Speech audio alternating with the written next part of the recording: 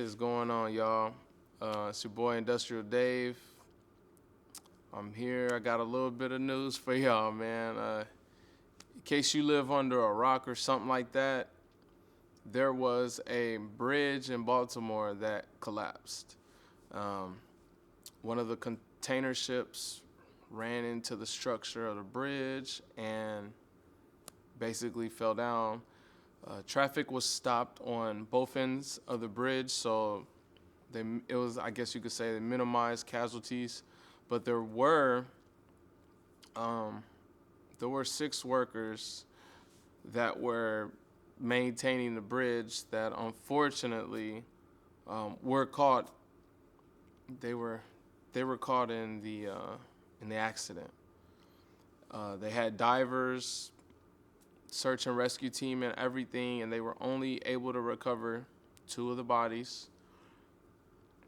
This is very unfortunate. This is an accident that happened on the East Coast. If you don't know where Baltimore is, very impactful. This is one of those things where it's going to be kind of like it could be kind of like a slow, gradual effect.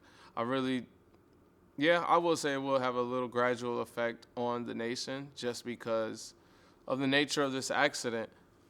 And on this channel, we push and we uplift our trades, our infrastructure and everything. And so what does that have to do with anything, right? It was a container ship. It was a big container ship that ran into this, I don't know, you wouldn't really call it a barge, but a bridge, right? This container ship ran into a bridge and the whole bridge collapsed. Now, if you guys, are up on your conspiracy theories or whatever, dude, it's an accident. Like, how could the bridge fall over, with just one tap? Like, dude, these container ships are so heavy. I apologize for not having the weight. I need to try to look this up. But they're so heavy that even as slow as it was going, it wouldn't take much. If all my people on this channel, you guys already know. You guys know that about engineering and how that stuff works. It wouldn't take much. But let's just get into a few facts. So they're saying that roughly about 15,000 jobs are directly tied to the Port of Baltimore and nearly 140,000 linked to the port activities, according to the port figures. Now, these numbers are probably the people that use the bridge every day, your longshoremen who are taking the containers off, all this stuff. These people's lives are, initially they're affected. I don't think you guys really understand the nature of what's going on. For my people out there that live in, places like on the East Coast where there's bridges, this is a big deal. When you have a bridge over water, your whole commute is gone. And you guys know, if you guys know about construction, you do not build a bridge overnight. These things take a lot of time. And even if they had prints and everything and they were drawn up, 5 years, 5 years, 4 years, minimum 4 years. And to get that done in 4 years, they're probably hit the ground running 7/12 the whole 4 years, but it's just not possible. But all these jobs got affected. The port handles, check this out now. The port handles the largest volume of cars, farm, and construction machinery and imported gypsum in the nation. That was super random. I wouldn't have thought that Port of Baltimore handled all that stuff. Nearly $81 billion worth of foreign cargo passed through the port in 2023.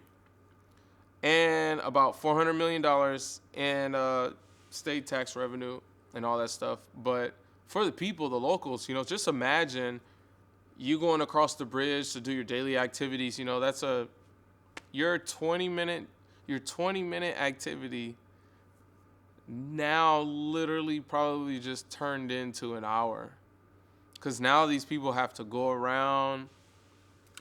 This is a lot of stuff is involved, right? And even with the accident that the NTSB is going to investigate, you've got divers now, and this is something I haven't had the privilege to talk about on my channel, just because I don't know too many divers. I know I've met two in my entire life. One's passed away, but being a commercial diver, this is part of their job. Going through wreckage. I had read in the same article that the waters were treacherous and there's concrete. Just think, everything that was on the bridge is now in the water, including the cars. That's why they can't find them. So you've got concrete and metal and cars and rubble and stuff. All this stuff is underwater on top of that, and the divers, they just can't get to it. And I don't know how. I'm not gonna look it up right now, but I don't know how deep the water is.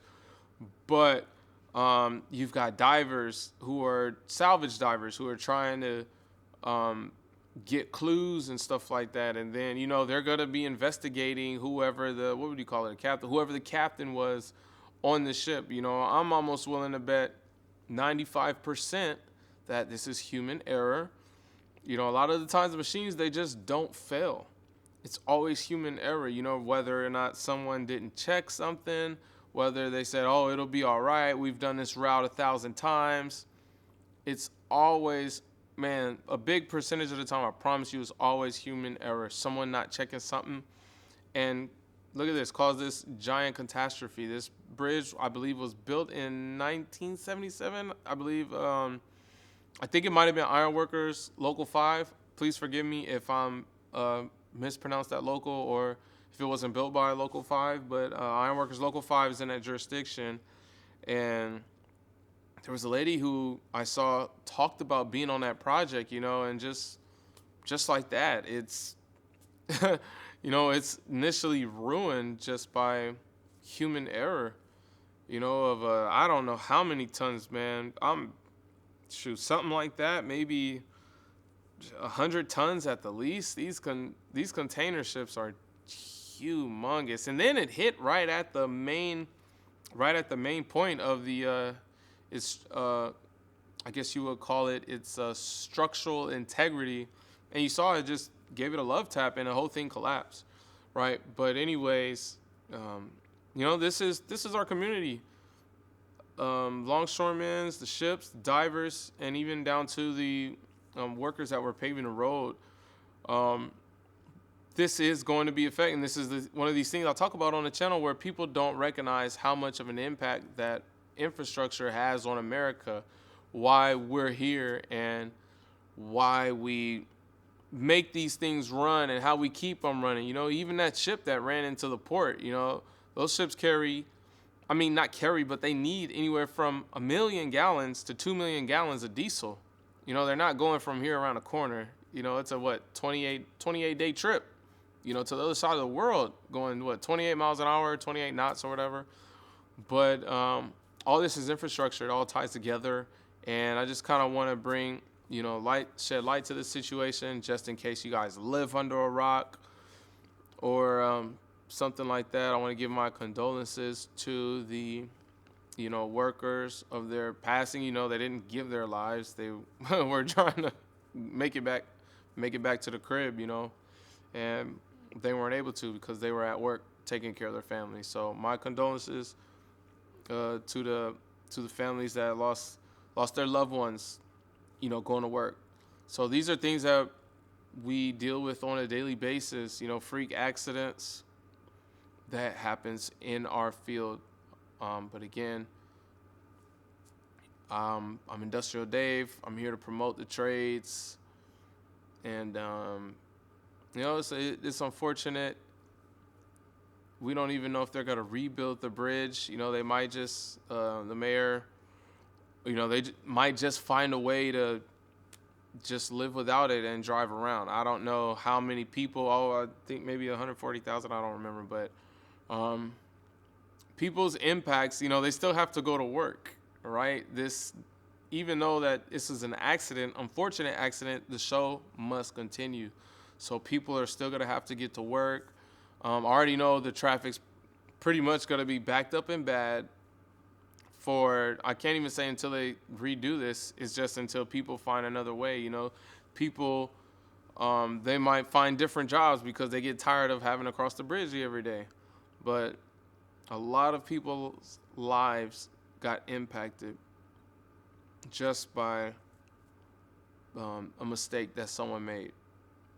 And the NTSB, they're going to be on this. Investigation will probably take about anywhere from 12 to 48 months. It's going to be a while before we know what happened. But again, appreciate you guys watching the channel.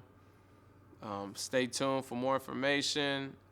I'm your host, Industrial Dave. Welcome to 6 to 6. You guys have a good night.